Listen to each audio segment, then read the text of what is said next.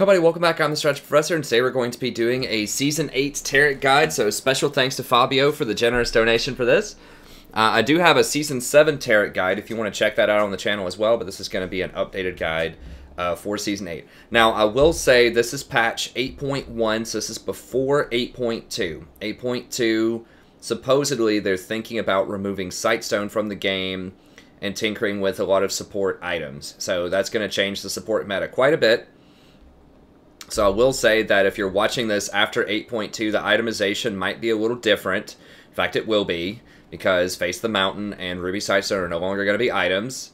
But the playstyle of Taric and just the philosophy behind why and when he can be successful will largely remain the same. So a lot of this guide will still be very relevant, even if the itemization changes, because it'll tell you sort of the theory behind why he's good into certain compositions and why certain types of items are good on him. So I don't know exactly what the stats are going to be on some of these new items, and I can't fully predict what the meta is going to be. I do think that it's going to be bad for tank supports. I think Targon's is going to get nerfed one way or another. Ruby Sightstone's not going to be an item. Taric might be in a good position for this because he can run Iceborne Gauntlet really well. So if they try to compensate for the nerf on tanks by giving a buff to items like Iceborne Gauntlet or Frozen Heart, which I really think they should just take off either some armor or some mana and make those 2,200 gold items or 2,300 gold items instead of 2,700 gold. I think he'd be a really big beneficiary of that if they decide to do that. So if I was Riot's balance team, that's what I would do to throw tanks a little bit of a bone there. But, you know, I don't know. I don't know. We'll see. I mean, if someone wants to commission another Taric guide, you know, halfway through Season 8, we'll do another one. But of course, I will have a full video breaking down those changes in my patch notes analysis, in my support tier list, and so I will talk about Taric when that comes out, so don't worry about that. Just be sure, once they make those changes, go watch the tier list video for that, and I'll have all the updated information once it becomes publicly available. Once again, I don't have it right now. It says 8.1, just in the public beta. They're talking about those changes in 8.2, and I just want to foreground that in case you're watching this in like March or April or beyond, and that change has happened, and you're saying, but wait a minute, Ruby Sightstone, what is that item? It's probably not going to exist anymore, okay? So just keep that in mind, and then watch some of the latest tier list videos if you want to know the most up-to-date thing. If you're in the future and you want to know the most up-to-date thing about Taric, I'll always have you some good commentary anytime they make changes to him or itemization that affects him. Okay, so this is more of an overall Taric guide. Okay, so let's go ahead and look at Taric really quick. So as of right now, what is Taric's place in the meta? He has had a really high position in terms of overall win percentage. Let me move this real quick. The cat's like sniffing around this baby contraption that I got here. Just put that right there. I don't want her to get cat hair all over it. Okay, you can lay there, Sadie. Just don't lay on the baby stuff. Okay, sorry about that. What is Taric's overall position in the meta, and when should you pick him? Why is he strong? Okay, so Taric is a tanky enchanter. That's what you want to think of him as. Okay, so he's like a Janna that's tanky. So there are some differences to him. Man, this website, I love it. I love the League Wikia website, but sometimes it's just like they got squirrels running it. So hopefully it'll clear up here in a second. But it's definitely not optimized at all. As you can see, I'm trying to like scroll up and down. We'll just talk about it, then hopefully we'll get the raw numbers here in a second. I might have to just exit out of that and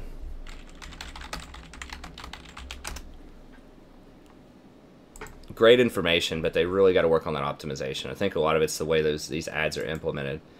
But I like to keep the ads on there because I like to support the content.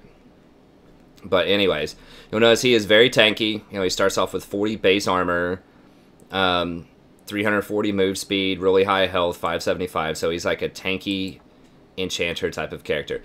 One difference between him and someone like Janna is that he doesn't have a lot of escapes. He doesn't have a dash like Rakan. He's not as fast as someone like Janna with her W.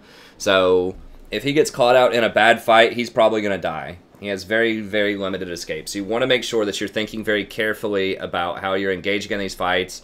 You need to be very careful with how you're warding, how you're rotating, how you're positioning, because you don't get any sort of free get-out-of-jail cards if you're in the wrong position at the wrong time. So just keep that in mind. That's one big difference between him and someone like a Janna or a Rakan. Okay, so his passive, every time you use an ability and attack with 2 basic attacks, you get 100% bonus attack speed. You deal some extra on-hit magic damage, which scales off of your bonus armor and your level. And each one of those hits reduces your the cooldown of your basic abilities by a certain amount. And ironically, you actually get less benefit off the passive if you have more CDR on Taric. So CDR is useful on him, but it's not as useful on him as it is like some other champions out there. It's really weird, because if you have like, 40% CDR, you're only getting a 0.6 benefit off of that. So instead of reducing it by 1 second, you're only reducing it by 0.6 seconds. So CDR is still good. They just have this scaling in such a way that it's not absurdly good. I don't even know if that would be absurdly good. I mean, this is 15-second base. If you had, 40% CDR, that'd be like 6 seconds off. That'd take it down to 9 seconds, and every ability would lower it, I guess. Anyways, so CDR is good on him, but it's not as good as it is on other champions because it affects his passive. But it's key to note also that each attack gives you 1 charge of Starlight's Touch. So this, it's not reduced by 1 second. You just straight up get 1 charge. So if you cast your W, auto attack twice, you'll get 2 charges of this. You can actually cast this, heal everybody, attack twice more. You have 2 more charges ready to go. Cast it, attack twice more. So basically this doesn't have a CDR or like a cooldown on it at all. If you just, it has, the cooldown is equal to 2 auto attacks. You cast it, auto, cast it, auto, cast it. Now, for that reason, it's not super efficient in terms of mana to heal output. But because you can, like, just shotgun these, or just, like, machine gun, rather, these heals out, then it is a lot of team healing pretty quickly over time. So if we look at, if we look at this, we'll start with the Q. It's 70 mana, which is a lot. Now that doesn't matter how many charges this has on it. It's this much mana. So, if you level this up to tier 5, okay, all this stuff is timed out for the most part. Yeah, interesting. This is still recording, right? Just making sure my computer's not breaking down. No. So if you only have 1 charge and you cast this, or 2 charges, it's going to cost you 110 mana, and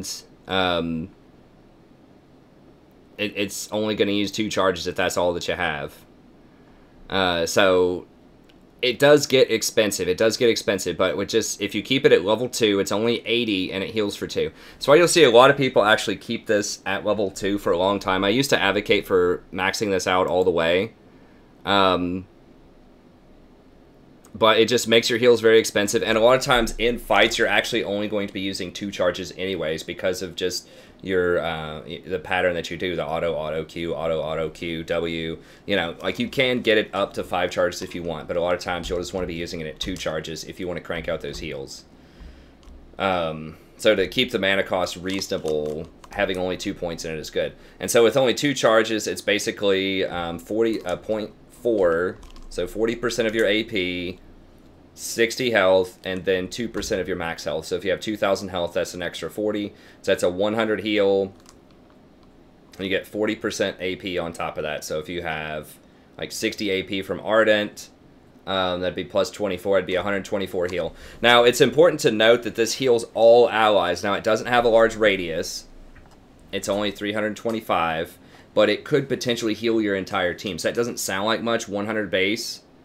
If you have 2,000 health, and then like with an AP ratio. But if you heal yourself and 1 ally, then that's already 200, and it always heals yourself and 1 ally. if you have Bastion on anybody. So it's always going to be healing for 200 minimum, which is pretty good for 70 or for 80 mana rather. That's pretty good. If you think about like a Janna shield has a base of 210, and I think it costs like 100, at least 100 mana. It might even be more than 100 mana. I can't remember off the top of my head. And the fact that this basically doesn't have a cooldown is pretty good. So, you know, it doesn't provide a lot of burst healing to one specific target, so he's not gonna be able to just crank up one target like a Soraka could do. But overall, spread amongst your entire team in a team fight, you know, if this is hitting even one other person, that's 300 health for your team healed every time you use the 2 charges. So then that starts to become really efficient, 80 mana for a 300 heal on your team. So what you want to be doing is constantly walking around, repositioning so that, you know, ideally you have your Bastion on, you know, someone like Melee who is, you know, in there on the front line, your initiation tank, and then you're standing on the back line, kind of near like an 80 carry or something like that. And then that way you're getting the Starlight's Touch on that front liner and on your back line and on yourself whenever you cast it. So the positioning of yourself and your Bastion target is really important for distributing these heals. So Taric likes really like tightly clumped up allies so that you can distribute that heal among a ton of different people. Because like I said, it's not very good as a single target heal, but it is very good if you're hitting a ton of different targets with it. So that's really nice. Even when you're attacking towers, if you use this, you know, Q, auto, Q, auto, Q, or like a Baron or something, that's a really good way to just start, you know, healing up your team. If they all just got really low and you're trying to push to take that tower, you can consistently heal up your team as you do that. You also, every time you do that, don't forget you're getting that on-hit damage, including 15% of your bonus armor, and 100% attack speed, so you attack pretty quick with that stuff. Jesus, are y'all serious? Like, what? What's going on? Let me check and make sure that stupid thing's not running. Like, there's not anything, like, being used here.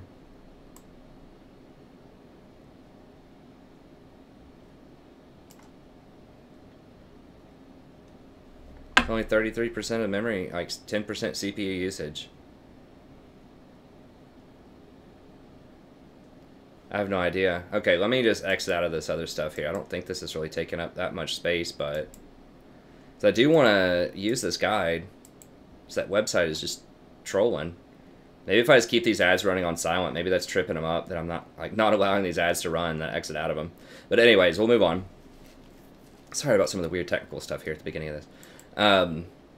So Bastion is another ability that's useful. It does, it gives you bonus armor and your Bastion target. So Taric always gets 10% bonus armor at level 1, and your ally gets 10% of your bonus armor. So armor scales very well with him, because now we can see he gets 15% bonus armor damage on his passive. He gets scaling right here on his bonus armor that he gives to himself and his allies, and he gets benefit on his E a lot, 30% bonus armor here. So he really, really likes to stack armor. So you want the Ninja Tabi, you want the Knight's Vow. You know, like I said earlier, if they ever buff Iceborne Gauntlet or Frozen Heart, he would really like that as well. So he loves stacking up that armor. So it creates the shield, and basically, like, whoever you put the shield on, it copies the spell that you use next. So it'll copy either your Q, or it copies your E, or it copies your R. It copies all of them. So you could cast, you know, Bastion on somebody, and then Q, E, R, and it would do all 3 of those spells on that person. Now, it doesn't benefit if multiple people get hit by the copy, okay? So if you're standing next to your Bastion and you press Q, I don't believe it heals both person.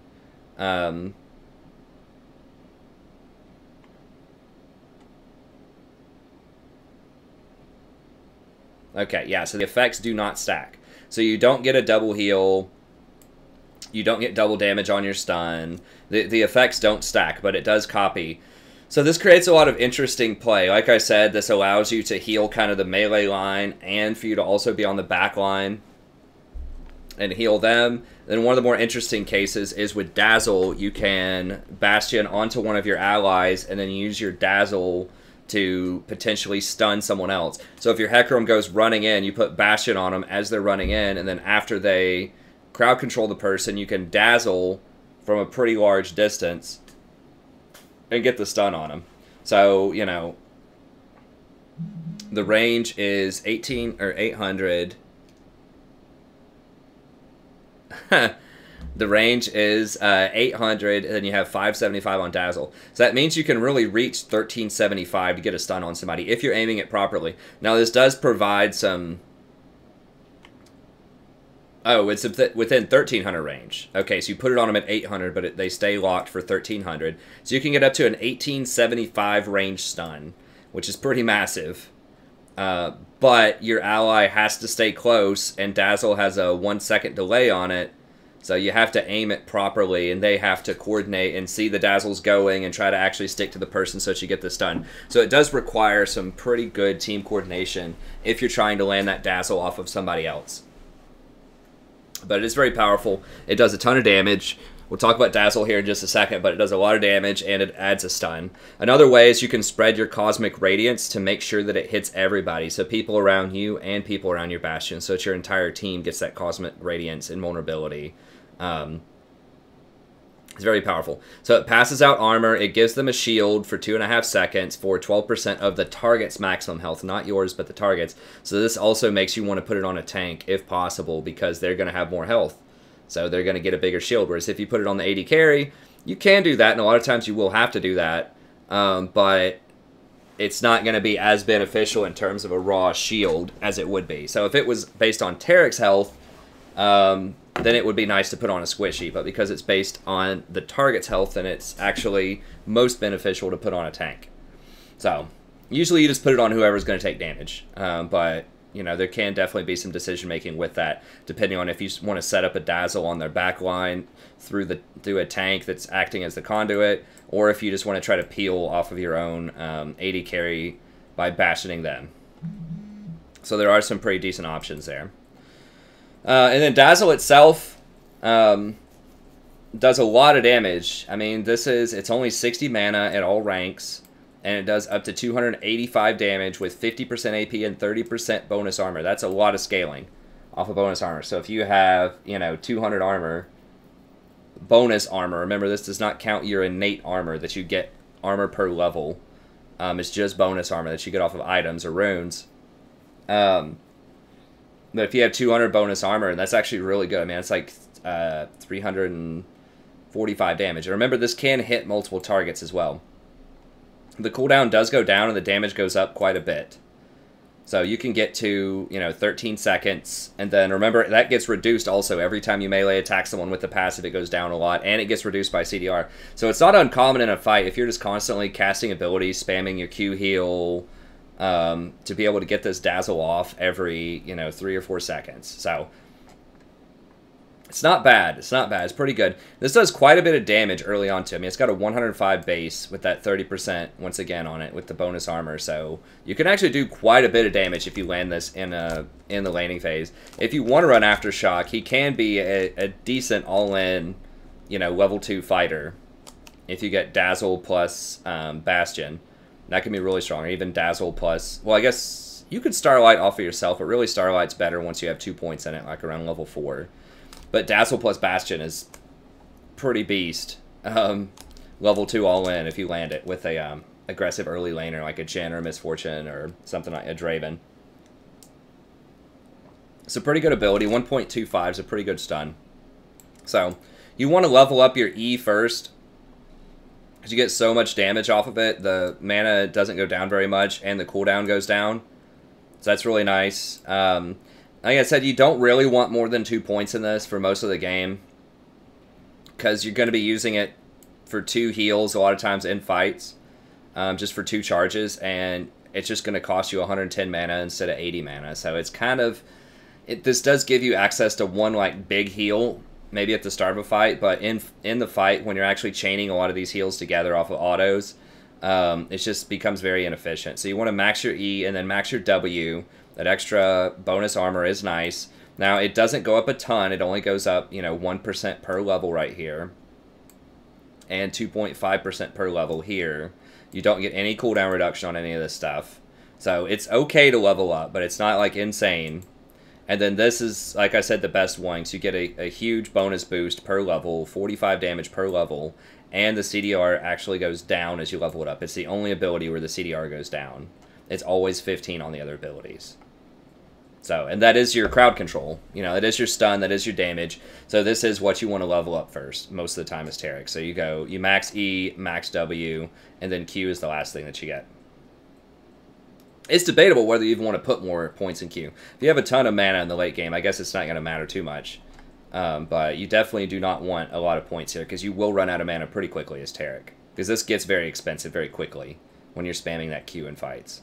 And then Cosmic Radiance is another thing that's obviously really good on Taric. It makes everyone invulnerable to all damage for 2.5 seconds. That's like a little Kale ult on everybody for 2.5 seconds, which is obviously really good, And the best case for this is your team has a lot of crowd control and they lock the other team down and the other team can't run away. Because what a lot of teams will do, if they see that Cosmic Radiance going down, they're just going to run. Or they're going to try to run. So you want to make sure that you're using this ideally near the start of a fight where the enemy team is fully committed to fighting you, or where you can hold them in place with your stunts and your CC. You don't want to try to use this reactively if at all possible. Now, sometimes if an assassin, so like if a Zed just, pops out of a bush and is going for your AD carry, it's going to be tough. You can try to Cosmic Radiance and see if you can save them, but a lot of times it's kind of a waste, and it does have a long cooldown. If they kill the person under 2.5 seconds, this has no benefit. So keep that in mind. Now, sometimes, if you start Cosmic Radiance and the Zed's running at your AD carry, then you might be able to W them, lock it, use your Guardian Rune, use Exhaust, use your Starlight. Like, you might be able to use all of this stuff to keep them up long enough for your ult to trigger. So Taric does have a lot of tools in his kit. This also pairs very well with Redemption. So that's going to make sure that, you can heal everyone up after you have the Cosmic Radiance. So kind of like team fight starting, drop Cosmic Radiance, go ahead, drop Redemption, lock it, just pop all of your cooldowns, and then you should win the fight. Like, it's really hard to lose a team fight late game with all of that stuff that Taric does. But I think there are too many Tarics that make the mistake of trying to hold this till, like, people are about to die. But there's very little benefit of doing that. You want to block the damage with this. And that's how it is with a lot of invulnerability. The goal is to block as much damage as you possibly can, or like with an Exhaust or something like that. People will save Exhaust till someone's almost dead. You want to use it to mitigate as much damage as you can. Because if you manage to time this, even if you time it perfectly and they're at like 1% health, when this goes off, well, if you don't kill the enemy now within 2.5 seconds, then they're just going to kill you when it wears off because you're at 1% health. Whereas if you popped it immediately and it goes off when you're at, or when your ally's at like 30% health, then if they don't fully kill the enemy, they're still at 30% health when this goes off. So, it would have blocked an additional 29% damage in that scenario if you used it earlier. So the moral of the story is do not hesitate on this. If there's a fight going down and people are about to fight, use this immediately. In coordinated teams, when you watch pro play, they'll start casting this before the fight even starts because they'll have really coordinated engage. They'll have a Rengar that's going to jump in with like a Shen ult on top of him, or they'll have like an Alistar who's going to flash Pulverize, or just something that's going to start a fight. And so they'll go ahead and start the Cosmic Radiance and then engage. Then after the fight breaks out, Cosmic Radiance goes off. Now in solo queue, it's really dangerous to count on your team like that. But you want to do it as soon as possible. Like once you realize it's a full-on 5-on-5 fight and they're not going to be able to get away, go ahead and use it. Now keep in mind, this does not lower the cooldown of his ult. Okay, reduces the cooldowns of his basic abilities, not his ult. So CDR does benefit his Cosmic Radiance a lot. So you still want to try to get to 40% CDR, even though he has less benefit off of it on his normal abilities because of his passive. You still want to try to get to 40% for his ult. And so Taric's playstyle is basically you want to constantly, in between every ability, if possible, you want to land those 2 auto attacks so that you lower the cooldown of everything. So you might do like Starlight's Touch, auto, Starlight's Touch again, Bastion, you know, auto, lower the cooldown on that. Starlight's Touch, it'll lower the cooldown on this, you know, blah, blah, blah, E. So just every time you do an ability, you want to be autoing twice, and then try to weave in the heals as much as you can. Because if you get the Dazzle on cooldown, and you get Bastion on cooldown, and then you just start weaving in the auto Q, these things will be up really, really quickly. Okay.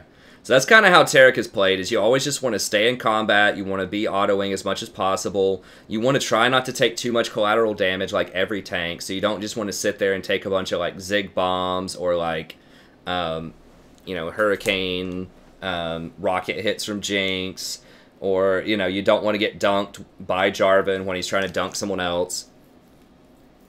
So that's kind of the tricky part of Taric, is you want to stay close enough to auto, but at the same time, you want to make sure that you're not taking too much collateral damage. So like what I mean by that is when people are using area of effect damage to hit other people, you don't want to take free damage off of that. You want them, if they want to hit you, they need to focus you out and not hit other people. So you don't want to ever be hit as any champion with collateral damage if you can help it. It's really hard to do as a melee champion like Taric, who wants to stay in combat. Now, he does compensate for this well, because he heals himself every time he Starlight's touches, and he shields himself with Bastion, and he makes himself invulnerable with this. So he's built to deal with that better than almost any other melee support. He's designed to stay in there and land those autos without getting blown up. But nevertheless, you know, it's just something to be aware of, that there is that tension of trying to avoid damage, but also trying to melee, so that you land your hits. So sometimes you might just have to stay on the back line and just proc your autos off of, you know, the tank that's trying to get on your AD carry. So this makes him particularly vulnerable against ranged teams. So if they have a lot of ranged champions and you're not able to get a lot of these autos off safely, you know, that's going to be a problem. So if they have something like, you know, Kindred, Caitlyn, Janna, in mid lane, like Talia, or something like that, then that's going to be really difficult to deal with, because they have 4 ranged champions.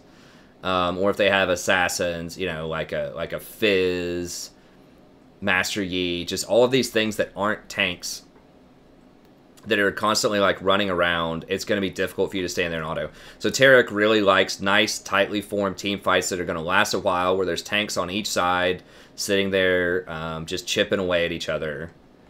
Then he can go in and just safely land those autos on tanks without taking too much damage himself. So that's the thing, if the enemy has a lot of mobile champions and they don't have really good targets for you to auto to reset this, then he certainly becomes a lot worse, because these cooldowns are going to be really long. So you want to, you know, do your best to try to land those autos between abilities. So that's pretty much Taric's profile. So he's very durable, he's excellent at team fighting, he has great scaling. He has a really flexible build path, which we'll talk about here in a second. That's the good stuff about him. Some of the weaknesses, he requires really good team coordination to play him at the highest sort of optimal level. Like I said before, you ideally want to use your ult like even before the team fight starts, so it can start channeling, especially if they have a lot of damage on their team. Because if they have a Zed that just evaporates somebody, or a Talon, or a Camille, or, you know, whatever that's going to kill somebody in under 2.5 seconds, Syndra, then it can be really difficult to use that ult effectively. But if you have good team coordination. So just make sure that you're pinging. Like, whenever you want to fight, just ping it and tell them to go. Now, you can't start the fight yourself as Taric, which is kind of rough. A lot of times. I mean, you can, like, you know, flash them or something. Like, flash dazzle them. But that's a lot riskier to do as Taric. So you're more of a peeler support than you are an engaged support. You have really low mobility, so you have high durability. It's very hard to kill you because your heals and your shields affect you as well as your allies. But you're not getting out of fights. If someone gets picked off or does something stupid and you try to go in there to help the rest of your team, you're probably going to die because you have really low mobility. They're just going to run you down and kill you. So that's the problem with a lot of tanks, is that they don't have very good escapes. So Taric is no different. You have limited trading in lane, so you can go all in with your Dazzle if you're 80 carries on it. But otherwise, you know, the Dazzle does have a 1 second delay. People can dodge it if they're looking for it, and that you don't have any ranged ability, so you're probably just going to sit there and get beat on a lot as Taric, especially if you're trying to go up and get your Relic Shield procs. And his abilities almost all have delays on them, particularly his ult and his E, so it allows for a lot of counterplay from enemies. You know, they can reposition so they don't get hit by the E, and with the ult, they can just scatter and run away, or they can crowd control you while the ult's going on. You don't take damage from crowd control, but you can still be stunned or silenced or whatever while that invulnerability is going off. So that is a weakness, is that it does allow for a lot of outplay potentially from the enemy. Okay. As far as runes, I recommend Guardian, Font of Life, Conditioning, Revitalize, Zombie Ward, and Ingenious Hunter. So I'm going to go over those really quickly, and then we'll go over the items really quickly. Like I said, some of this is most likely going to change over time, especially with 8.2. You know, League is always changing, adapting, and, you know, that's part of why I'm doing an updated video here for Season 8. And that's part of why Fabio wanted an updated video from the Season 7, because things change a lot. So just keep in mind, if you're watching this in the future, it might be a little different. So if they nerf Guardian into the ground, you might have to get something else. Or if they nerf, you know, Ingenious Hunter or Revitalize or something like that, you might have to get something else in the future. So just keep that in mind. But for now, as of 8.1, Guardian is going to be where you want to be. Now, they are thinking about changing Guardian. Let me just pull up this really quick, just so I can see.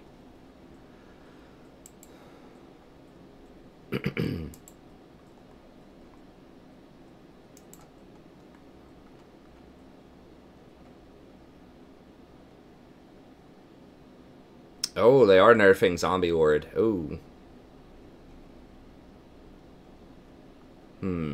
That's something that I hadn't noticed. So they're updating this PvE all the time. But I know they were thinking about nerfing Guardian.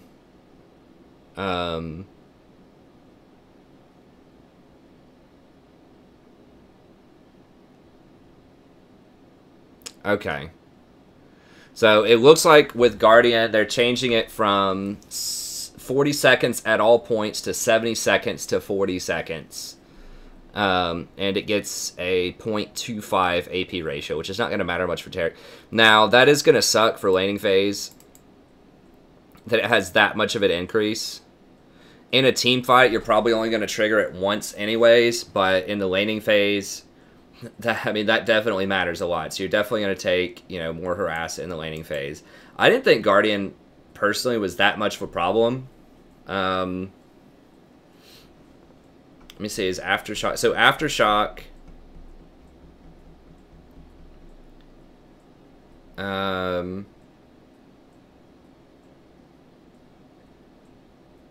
okay, you're getting a lot of flat armor now. So you're getting 85 to 175, then explode, dealing magic damage to my enemies. The damage is lowered a lot, so 3% of your max health, 15% of your bonus attack damage, and 10% of your ability power. That is really weird. But anyways, the damage is a lot lower. However, this still only has a 20-second cooldown. And getting a flat 85 armor for 2.5 seconds is pretty huge. I mean, it's going to make you virtually unkillable for 2.5 seconds. And that's going to spike up the damage and the healing and everything on all of your other abilities. I mean, getting 175 armor for 2.5 seconds, that's crazy for, like, your Q and your E damage. That's like 50 extra damage on your E. I mean, I guess you're going to trigger it with your E. I'll have to see. I mean, this is the beta, is public beta server, so we don't know if these numbers are actually going to go all the way through.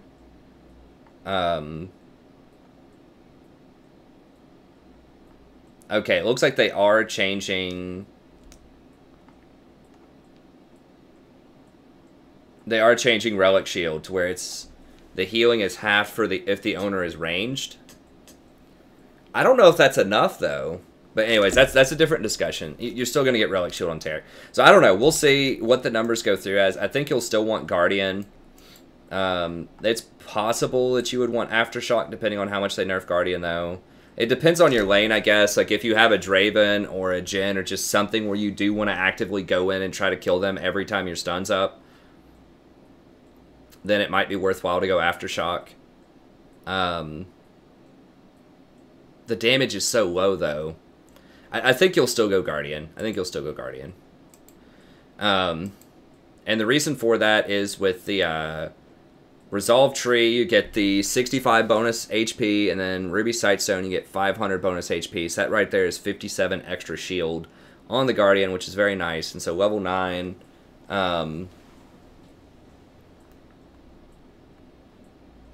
you get 326 shield. Now, I didn't update this math. This math might be a little off there. I'm going to go ahead and just take that off. I need to update that since they changed some of the base stats. But a Taric gives an ally and yourself 20% bonus movement speed for 1.5 seconds. This is actually really important. This can help you escape ganks really well. It can help your ally reposition or chase them down if it's a tank or a jungler. So 20% bonus movement speed is definitely, you will feel it in some key situations. That's very nice. So, like I said, we'll see what happens with 8.2. But my initial thought is you will still probably want Guardian, even though Aftershock is kind of getting... I don't know. I'm still going to err on the side of just say go Guardian. As of 8.1, definitely Guardian. 8.2, probably Guardian. Okay, Font of Life is another one that's really solid. It's 1% of your max health on hit. I think on the client it was glitched and said it was over 2 seconds. It's on hit. So as far as I know, it is 1% of your max health on hit, like instantly. So it's not whatever over 2.5 seconds. So that's pretty good. So if you have 1,000 health, that's 15 extra damage. If you have 2,000 health, that's 25 extra healing on hit, which is really nice. So if you have that 1,000, like 1,000 HP, which is pretty easy to get early in the game, it's 15 extra HP on hit that you get, which is equivalent to 15% lifesteal if your AD carry has 100 AD, which is pretty standard early on. So it's almost like 2 Vamp Scepters. Now, it doesn't have the AD on it, but in terms of just the lifesteal. And remember that on hit heals for that amount regardless of what their armor is. So if they're hitting a 200 armor target or a 10 armor target, it's still going to heal for 1% of your max HP plus 5. So that's the equivalent of 19% bonus healing and shielding if the enemy has 50 armor and you have 100 AD. So the more armor they have, then the more beneficial this is going to be. And keep in mind that everybody who hits the champion that gets marked with the font debuff off of your E is still going to benefit from the healing. So in theory, your entire team could be healing for this much. And that's really nice with Ardent Sensor, because if you do get Ardent, which is not a rush item in all cases anymore, but it is nice to get on Taric as a luxury item, that everyone's going to benefit from Ardent. So if you have a... Now, it's not hard to get everyone to benefit from Ardent with Taric to begin with because of his Q in the heal, but it is nice to have that extra way to proc it. So if you stun somebody with your E and you have a Master Yi, a Yasuo, and, you know, a Jinx on your team, then all 3 of them, if they attack that stunned target, are going to get the Ardent Sensor buff for 6 seconds. So that's pretty nice. And they're all going to get the on-hit healing too, which is great. And that's particularly good. Well, I guess the font itself doesn't matter as much with Hurricane, but the fact that you can trigger the Ardent buff and get, you know, the on-hit damage on everybody with Hurricane is really nice. Unflinching is okay. I feel like, you know, you can go Demolition if you think you're going to be able to run the enemy out of lane and get those extra, like, big hits on towers. That's okay. Unflinching is okay. You often get 10% tenacity. If both of your summoners are on cooldown, you'll get 20% tenacity. So that could be good against like a heavy heavy crowd control team, like against maybe like a Morgana or you know, something like that, Fiddlestick, something, Ashe, something that has a ton of CC on it. That could be decent. But I still think that Font is going to be the way to go most of the time. Revitalize is what I would get a lot of the time as the final thing. You don't want to get the overheal or whatever that thing is called, overgrowth. It doesn't scale very well at all. As of right now, as of 8.1, they might buff it in the future. You can get Second Wind. Second Wind is basically the equivalent of about 2 Reju beads in lane. And that makes harass against you largely irrelevant if you have Second Wind, because you can use your Q. You have those Second Wind. You can get some early Reju beads if you want to put them in your if you want to build into either Banner of Command or Targons, which you'll definitely build into Targons for tier 2, or even Redemption has a Reju bead in it too. So against heavy harass lanes like a Zyra, Karma, Sona, Nami, taking Second Wind, being able to heal with your Q, and having those extra Reju beads just makes poke largely irrelevant against you. So that's really nice against a poke lane. If it's not a huge poke lane, then Revitalize scales very well. You get that 10% bonus healing, scales multiplicatively with the plus healing and shielding.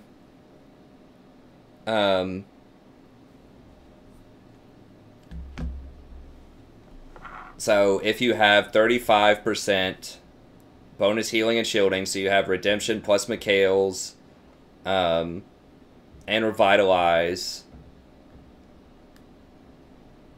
then it's going to end up so I guess you'd have to have 3 healing. Yeah, Mikhail's gives you 20%, Redemption gives you 10%, that's 30.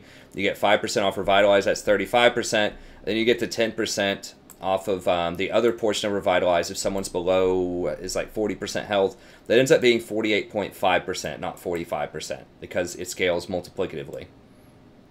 Because it's not counted as the stat plus healing and shielding, it just increases all healing and shielding. If you're curious about that, it explains sort of what that is on this wiki. If you look in the Google Doc right here and click on this, it explains what that new stat works with. Incoming, outgoing healing and shielding is increased by 10%, incoming is increased by 10%. Okay, so this is the plus healing and shielding, this is what Spirit Visage affects, this is what Revitalize affects. Okay, so it has a check or not check. This is what Grievous Wounds affects. So it's got a nice little chart for you here if you want to see sort of what this goes on with. So as you can see, Revitalize affects a lot more things than plus healing and shielding. It affects lifesteal on the targets. It affects Spell Vamp. It affects outgoing heals and shields. So it affects a lot of stuff. So just be sure to click on that wiki if you want to know more about it. But basically, it's better than normal plus healing and shielding. So it's really, really good. It's great scaling. It also affects Redemption, Locket, Ardent Sensor Healing, Face of the Mountain Shield. There are a lot of different items that benefit from Revitalize, in addition to your own Q healing and your W shielding. So it's a really, really nice rune. If you're not under extreme duress early on and you don't need Second Wind, then that's probably one of the better options. Ingenious Hunter plus Zombie Ward. I talk about this in every video. If you've watched anything on the channel, you have to get this on everybody, I think. It's just so good. Even with the Zombie Ward nerf that looks like it's coming in, they're going to take it 60 seconds at level 1, and it moves up to 180 seconds. It still is going to be good. I mean, the extra 60 seconds still is going to be really nice. And one of the big reasons why this is good is because it works with your sweeper. So Oracle Lens typically has a 76-second CD. If you have Ingenious Hunter plus Ruby Sightstone, that's going to go down to 30 seconds cooldown. Now Ruby Sightstone, once again, is probably going to be removed in 8.2, but it still is going to be a really nice interaction there. And the CD starts when the item is used, not when it finishes. So that 30-second cooldown, you use it, it lasts for 10 seconds of sweep, and then after those 10 seconds are complete, then it's only 20 more seconds until you can start sweeping again. So that means that you know, you're able to actually have a sweeper running 1/3 of the time that the game is going once you get this going. So it's basically makes it almost impossible for the enemy to keep wards up against you. So that's really, really nice. And remember that the sweep not only clears wards, but it gives you wards. It gives you zombie wards. So this is excellent, especially if you have lane pressure and the enemies can't safely go and clear the zombie wards. It gives you a ton of extra wards and a ton of extra pressure on the map. So this package right here is just so good for vision control. It's so powerful. You just absolutely crush the vision game off of this. Okay, and then Ingenious plus Ruby also synergizes with very good with a lot of items out there. So it synergizes very well with face there instead of talisman. Synergizes with Banner and Redemption. That takes those down to 48 seconds. It synergizes with Locket, takes that down to 36 seconds. Face of the Mountain goes down to 24 seconds. So there are a lot of really, really good interactions with core items that you're already going to buy because of this. So you always want to go with this. You always want Ingenious Hunter Zombie. I know that some pros out there will go things like Inspiration so they can get the boots, or so they can get the debt thing and biscuits or something like that. Don't do that. Always go Ingenious Zombie and solo queue. It's just too much vision power left on the table if you don't get that. Okay, so the item build, and once again, this is going to change the most on 8.2. Because Face the Mountain's not going to exist, and Ruby Sightstone is probably not going to exist. So we'll just have to see what goes on. So stay tuned. Be sure to watch the 8.2, once again, the 8.2 tier list patch notes video. I'll probably make them 2 separate videos, the patch notes and the tier list. I'll talk about the new items, and everything is changing with the Sightstone right then. I just don't know right now. And I'm going to have to spend a lot of time researching what's going on. It's going to shake up the meta a lot. I would suspect, you know, that might create a space for getting Iceborne Gauntlet, as I mentioned before. That's a very good item on him to sort of fill this gap that's going to be left by Ruby Sightstone and Face of the Mountain. So we'll see. Redemption and Locket are almost always going to be core. Knight's Vow is going to be core. I mean, you might just rush, like, a couple of Fairy Charms, Knight's Vow, Locket, and then finish Redemption, and then go from there. That would be my closest guess, would be, like, what happens off of this is you're going to get, like, Eye of the Equinox, Vow, Locket, Redemption. I think those are going to be kind of your 4 core items, and then somewhere in there, you might be able to get Iceborne Gauntlet to finish off your CDR, and then just go from there. But just watch those videos in the future after that gets changed, okay? I'm finishing this now because, you know, Fabio commissioned it a few days ago, and I want to make sure that I get this out there. And, yeah, so just stay tuned for future stuff as well, though. Okay, so the explanation. Ninja Tabi is the best option for Taric.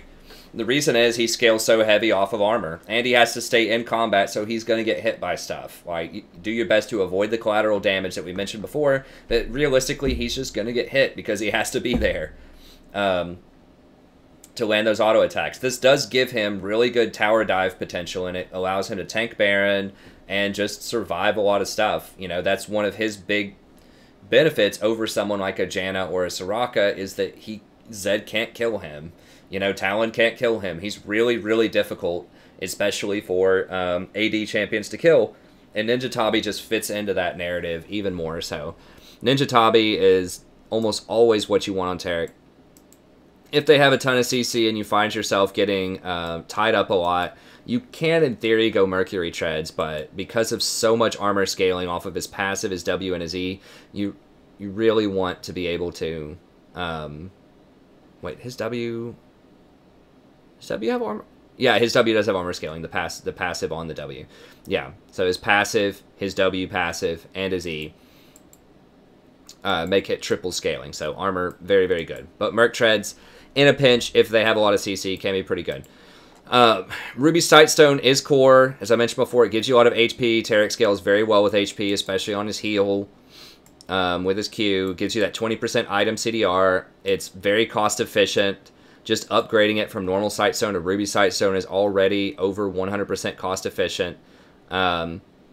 It gives you that 4th ward for free. The extra HP is awesome. Scales with Q, scales with W. The Guardian Rune, Locket.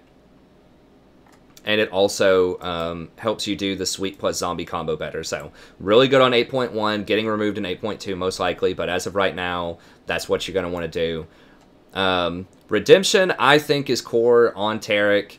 If you look at a lot of pro Taric players, and you can't always look at pros and sort of decide that's exactly what you should do all the time on every champion. But sometimes it's accurate. It's something to think about. Everybody goes Guardian.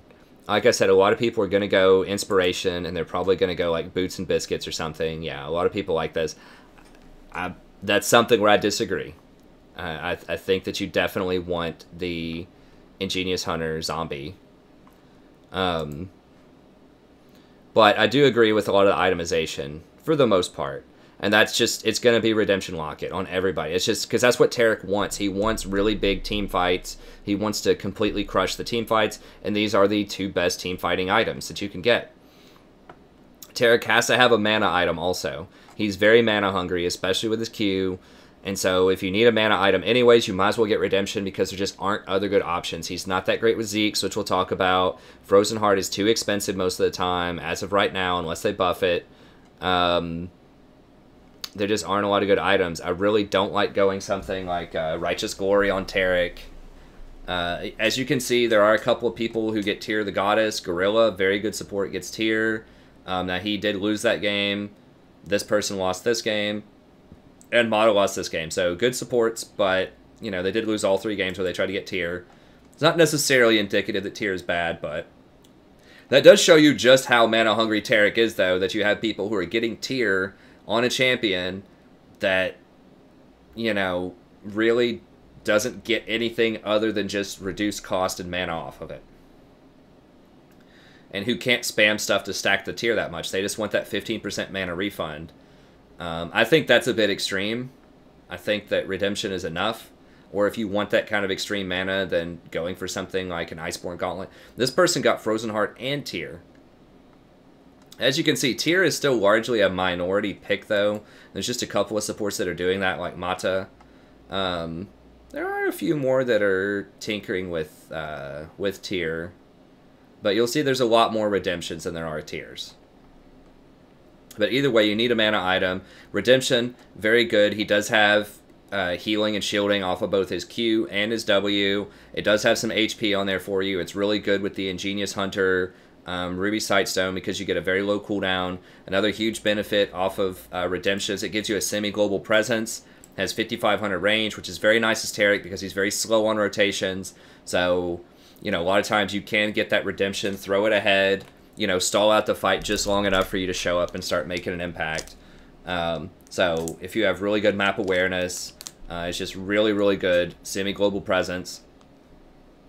Excellent for team fights, scales with a lot of your abilities. The plus healing and shielding also applies to Locket. It also applies to Guardian.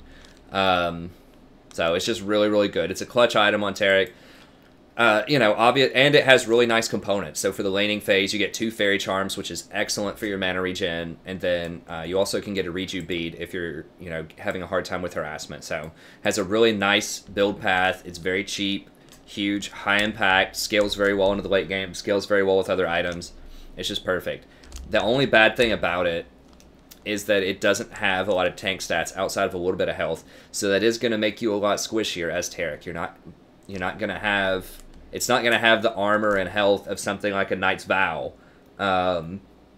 attached to it. So that means you have to be a little more cautious if you rush that item when you group up. So just be aware of that. Now, if you get Ninja Tabi and you're getting things like Ruby Sightstone, that helps because those are going to give you some more tankiness. And Taric innately just has a bunch of armor and tank stats because he's just, those are his base stats. He has really high base stats. You know, he starts with 40 armor, he starts with 575 health. So he is naturally going to be very tanky. But just be aware that if you're used to going Knight's Vow or something tankier early, that you will be squishy if you switch over and start getting Redemption. But if you can position correctly, I still think Redemption is definitely a very good early buy. And then the other one is Locket. Now, Locket is really good. You get a 36 second cooldown. with Ruby plus Ingenious. At level 12, the base shield is 300, so that's really nice. It does scale very well with plus HP and plus shielding, healing and shielding, so it is very good with Redemption. It is very good with Ruby Sightstone. So that's key. Now, keep in mind that this item by itself, if you rush it early, sucks. I would say never rush this item because the shielding and healing is very low on it, and the stats themselves are garbage. Like, it has very, very low base stats. It's only 76% cost efficient. It doesn't have mana on it, and it doesn't have cooldown reduction on it. So that is really, really rough. So it's only 76% efficient. Now, I think that Redemption is probably somewhere close to that as well. Redemption's actually 97%, so Redemption's way more efficient by itself, even without its active. So I think that's even more reason to rush Redemption. Also, the components are so much nicer. Like, getting these little fairy charms, like, this stuff is so nice, because on your backs, how many times do you back and you have something weird, like, you know, 525 gold or something, because you had to back early, or you just have some odd number of gold. It's just so easy to round out your build with one of these. You can say, okay, well, I can get Ruby Crystal and a Fairy Charm, or I can get Boots and a Fairy Charm, or Boots and a Reju Bead. It's just, it's really, really friendly itemization. Whereas something, you know, like Locket that I just talked about, this can be awkward. So you have to choose, okay, do I want Null Magic Mantle, or do I want, you know, do I want to get Boots here? Do I want a, you know, Ruby Crystal, or do I want a Cloth Armor? These components cost a lot more than Redemption, and so it just doesn't give you as much versatility with your buys as Redemption does. Now, the plus, you know, the mana regen and the health don't help you that much outside of lane, but they are very, very powerful in lane. It's really, really nice to have this in the laning phase as Taric, because, you know, your extra mana can convert into health, both for you and your ally, because of your Q. So, it's just really nice. Has the plus, has the CDR on it, the 10% CDR, and the plus healing and shielding, and the semi-global presence. I think this, of the two items, if you want to get Redemption and Locket, this is the better one to rush. And then Locket's better later on. Once you have a bit more health under your belt, once you have some more CDR. That's the biggest glaring weakness of this item, is it doesn't have CDR on it, which sucks. Not having mana is pretty bad, but not having CDR is just terrible. And a lot of times early, you're not facing a ton of, you know, AP threats. Like, if they have a Zyra or something, maybe, but a lot of times, you know, the big threat is, you know, the AD jungler, which almost all junglers, except for, like, Eve, are AD right now. A lot of the big name ones that are running around when you're thinking about, I guess Shyvana's kind of mixed damage. Just think about, like, Xin Zhao, seeing a lot of Kanes running around, Master Yi, a lot of that stuff is going to be AD. So, Locket is very good, but I would recommend going Redemption then Locket. One nice thing about Locket, though, is that it works all the time. You just press it and it works. As opposed to Redemption, people can run out of your Redemption. You can be late on Redemption because it has a delay. You can aim it in the wrong spot. So Redemption is much, much harder to use. There's has much less reliable execution than Locket. You just press Locket, boom, it works. And it has a lower cooldown. So, Locket is very good. But it doesn't have 5,500 range either. You can't throw your Locket mid lane from bot lane like you can with Redemption. So, Redemption is harder to use. Redemption has a much higher skill cap to it. One pro tip about Redemption, whenever you throw it, use at least one ping to let your team know that it's there. So, you'll notice on stream, every time I throw a Redemption, I ping at least once right in the middle of it so that it gets people's attention, so they look at it. They're like, oh, there's a Redemption. Because if you just throw it and you don't press anything, a lot of times your team won't see it. But if you press it, ping it once, maybe even ping it twice if it's really important, so that people will see it. Okay? So this is your core. Almost every game, you're going to want Ninja Tabi, Ruby Sightstone, Redemption, Locket. As of right now. After Ruby gets removed, you'll still get, most likely, Ninja, Redemption, Locket. Now, other strong buys that you can get depending on the situation. The biggest one is Knight's Vow. Almost everybody will get this item as well. This is kind of the trio of items. Will be Knight's Vow, Redemption, Locket if they have enough, or Face of the Mountain. And the reason is, it's just a really good bargain. Look at this item. And unlike Rakan, Taric does get the full benefit out of this because he counts as melee. A lot of people get this on Rakan, and it kind of sucks because you only get the 6% damage transference and 6% healing. But with Taric, you get the whole thing. So if you're near your partner, then it's 96% gold efficient. So it's the same thing as Redemption.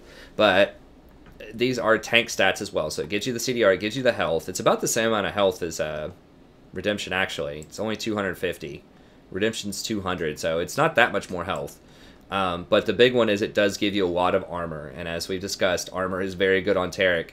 So getting that 60 armor off of your base and your passive is really nice.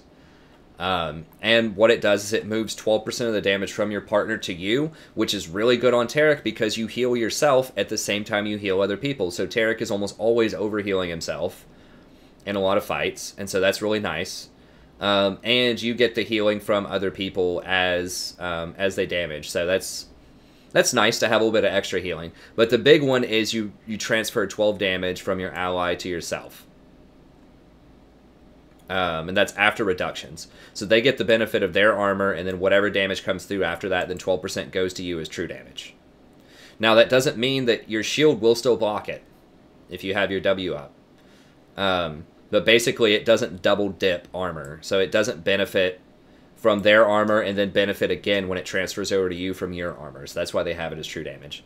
So it's pretty good. This is nice if they have assassins that are just really hardcore trying to focus out one person on your team. That 12% mitigation is good.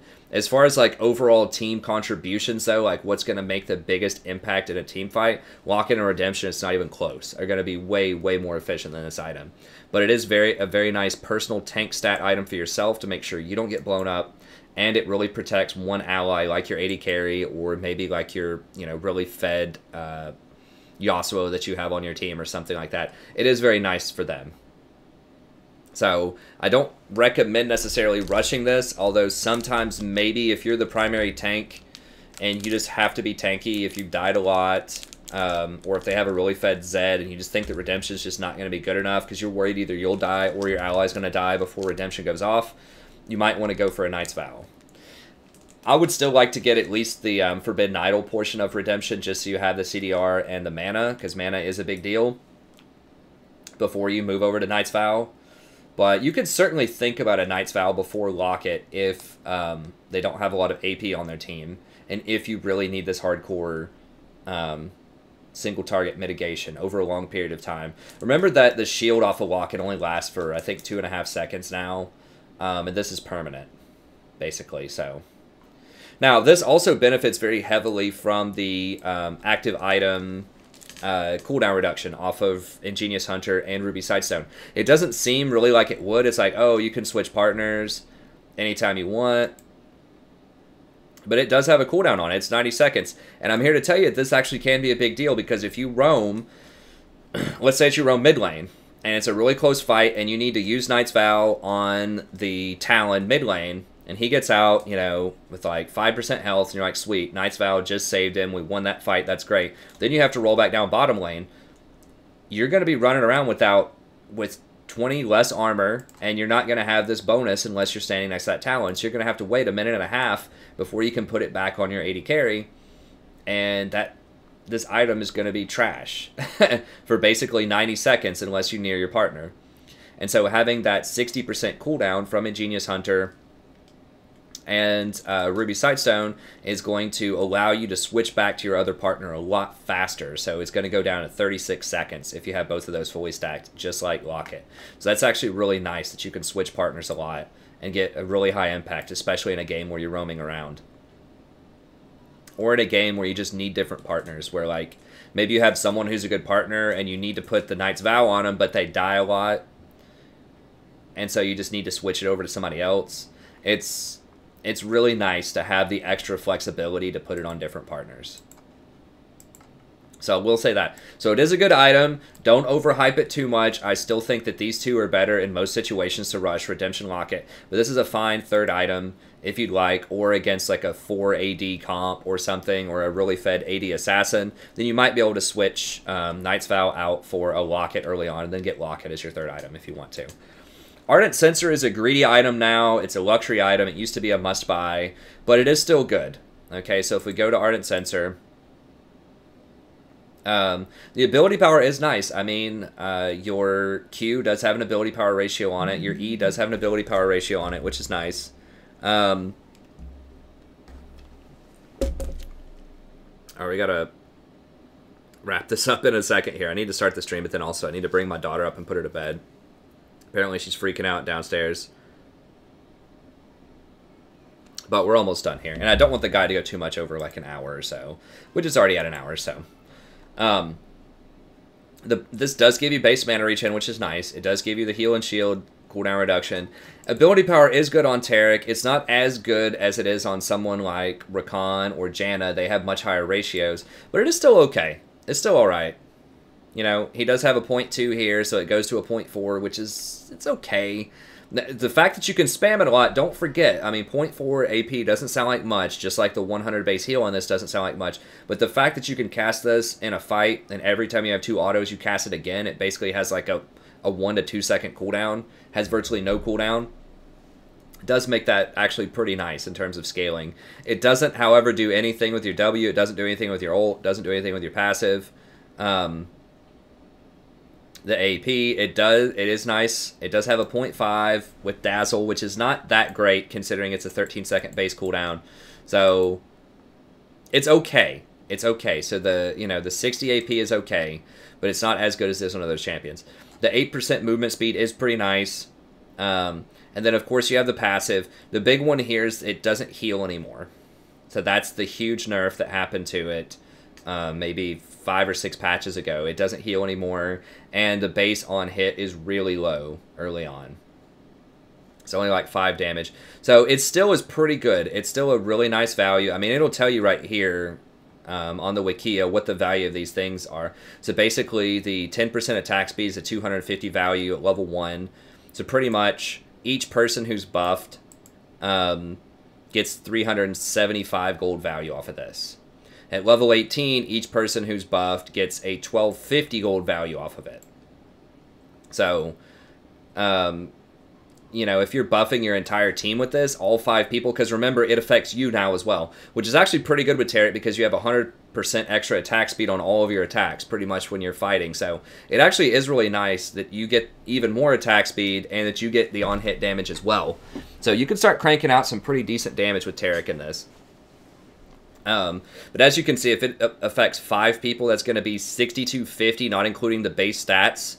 So then that gets up to like 8,700 gold value for 2,300, like late game with this. So it's still a really good value, even though it's been nerfed a lot. It's a really good value, especially if you have multiple people who use a lot of on hits. So you've got like the Master Yi, you've got the Yasuo, you've got Shyvana.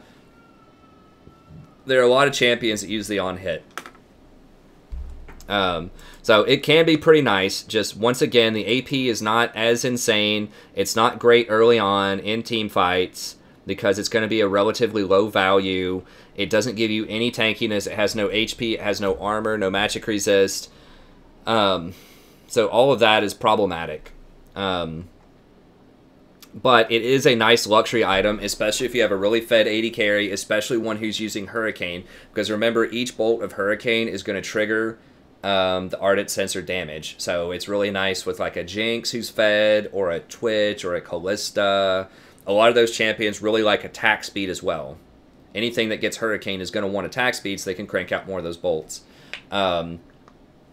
Like a Kog'Maw. So there are certain AD carries that really like Ardent Sensor because they have Hurricane and apply those bolts to multiple people. So if you have a 4-0 Twitch in lane and you just completed your redemption, you might actually consider getting Ardent Sensor next instead of a Locket, because you just really want to buff up that Twitch as much as you can. This is one of the best items to do so.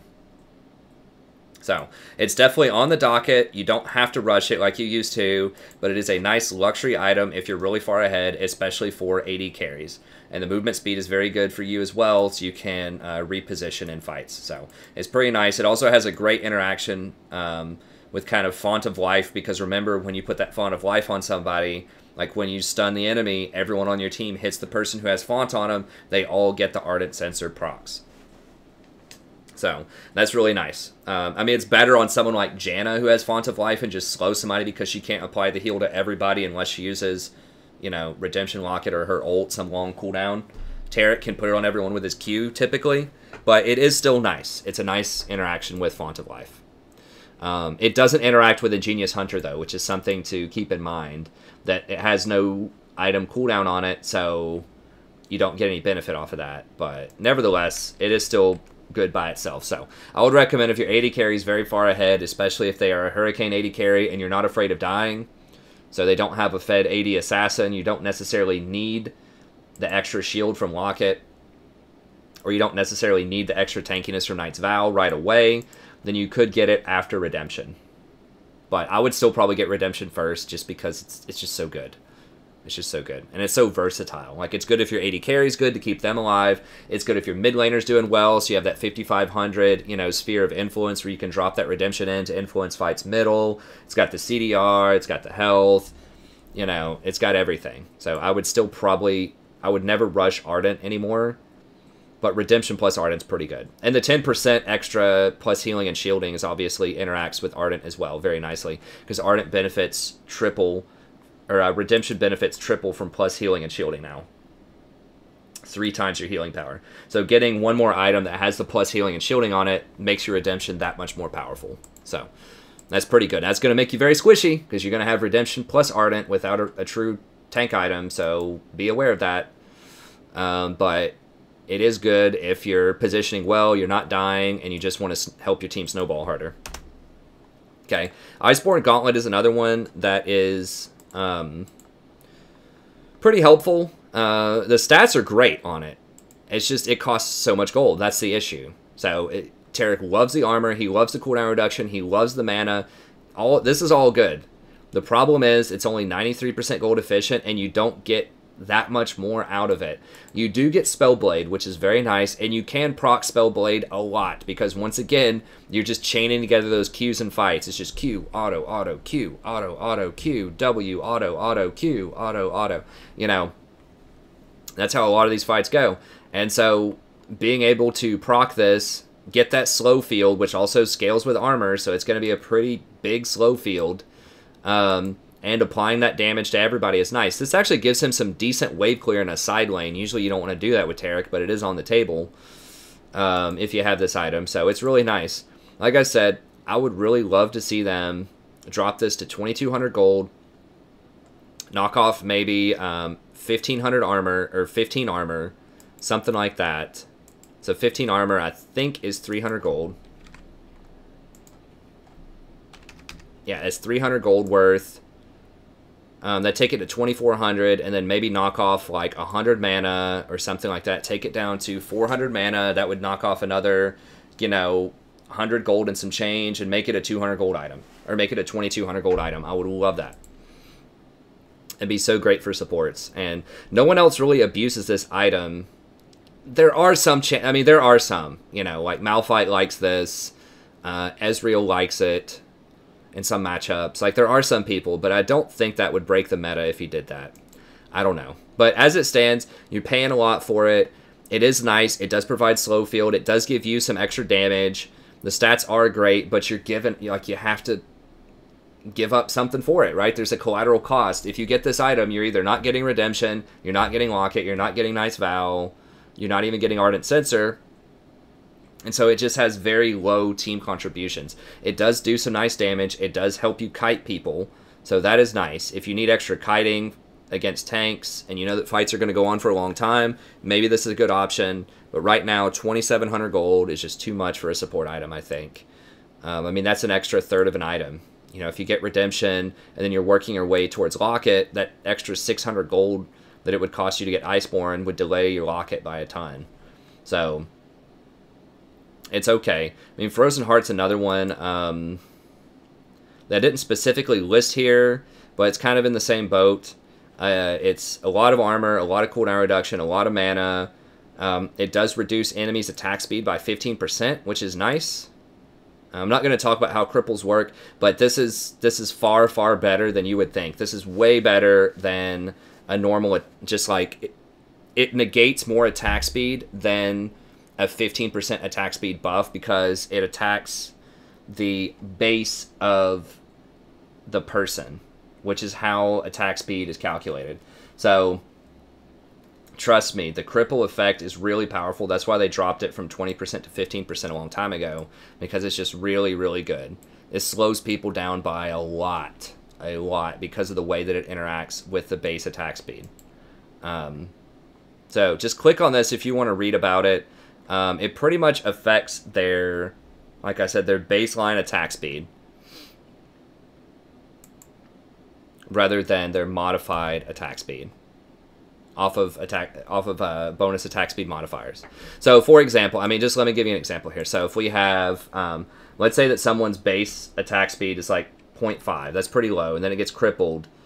Let's say they have 100% attack speed modifier, right? That would take it up to a 1.0 attack speed, right? So you have 0.5 times an extra 100% times 2, 1 attack per second, okay? If you have that 0.5, now you multiply it by times 0.85, because it's 15% slower off of Frozen Heart. Now you're going to have 0.425.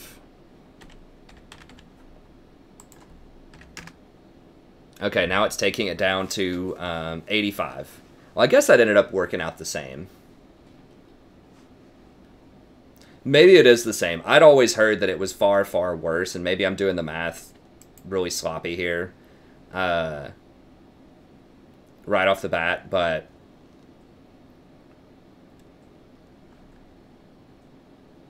yeah. Hold on. No, I'm right. I don't know why. I'm going crazy. Okay, so remember, it took 50%. Okay, so what? That's plus.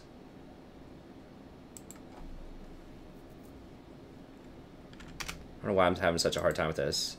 Times 100%.